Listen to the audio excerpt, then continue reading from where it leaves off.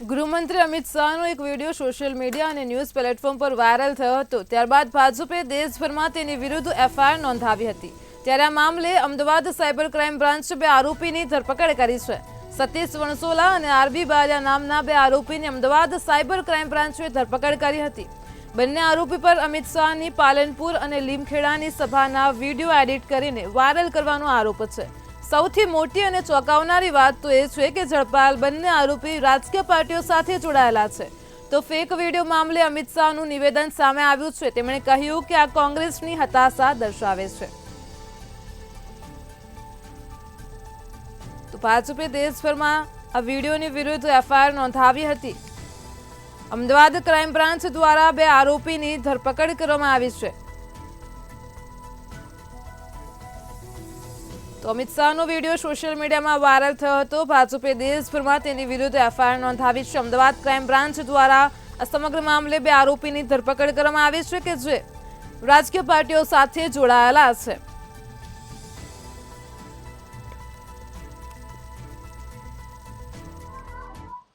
ભારત સરકારના ગૃહમંત્રી અને ગાંધીનગર લોકસભાના ઉમેદવાર અમિત શાહનો એક વિડીયો એડિટ કરીને સોશિયલ મીડિયામાં વાયરલ થયો છે અને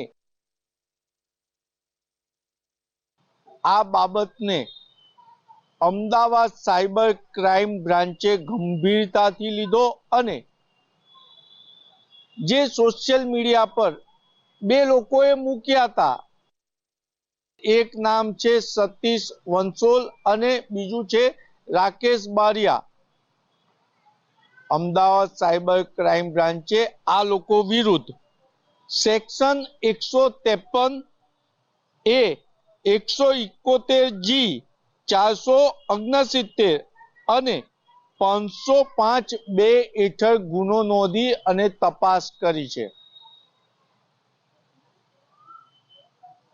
ભારત સરકારના ગૃહમંત્રી અમિત શાહનો જે વિડીયો છે એમાં જે ફેક વિડીયો છે તેમાં અનુસૂચિત જાતિ અને અનુસૂચિત જનજાતિની આરક્ષણ રદ કરવાની વાત કરતો વિડીયો વાયરલ થયો હતો અને ઓરિજિનલ વિડીયો ગૃહમંત્રી અમિત શાહ જ્યારે તેલંગાના ચૂંટણી પ્રવાસમાં હતા ત્યારે તેમને અનુસૂચિત જનજાતિ તેમજ ઓબીસી ના અધિકારની વાત કરી હતી, પરંતુ એ વિડીયોને ટ્વિસ્ટ કરીને ફેક વિડીયો બનાવનાર સતીશ વંસોલ અને રાકેશ બારિયા સામે કાયદેસરની કાર્યવાહી પોલીસ કરી રહી છે ને મહત્વની બાબત છે કે ત્વરિત પગલાં લીધા છે અને ફેસબુક અને અન્ય સોશિયલ મીડિયા પ્લેટફોર્મ સામે પણ ફરિયાદ દાખલ કરવાની વાત થઈ રહી છે। ત્યારે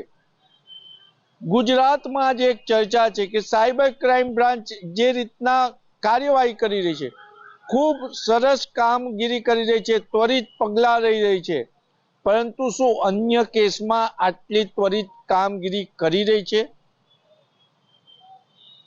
પોલીસે ખૂબ ચૂંટણી સમયે સચેત રહેવાની જરૂર છે, કારણ કે નાગરિકોનો વિશ્વાસ કે પોલીસ નિષ્પક્ષ રીતે કામ કરી રહી છે એ વિશ્વાસ અત્યારે ઉઠી રહ્યો હોય તેવું ચર્ચા છે। ખરેખર તો સરકારે ફરિયાદ નોંધાવી છે, ત્યારે સરકારે પણ હવે નાગરિકોનો વિશ્વાસ ટકી રહે તે રીતના સરકારી તંત્રનો ઉપયોગ કરવો પડશે। સરકાર ભારતીય જનતા પાર્ટીની છે, અમિતભાઈ શાહ ગૃહમંત્રી છે, એટલે સરકારે કામ તો કરવું પડશે, સરકારી તંત્રએ કામ તો કરવું જ પડશે, પણ એ સાથે સાથે નાગરિકોનો વિશ્વાસ ટકી રહે એ રીતના નિષ્પક્ષ કામગીરી અન્ય કેસોમાં પણ કરવી પડશે તેવું આજના ચર્ચાઓ પરથી લાગી રહ્યું છે।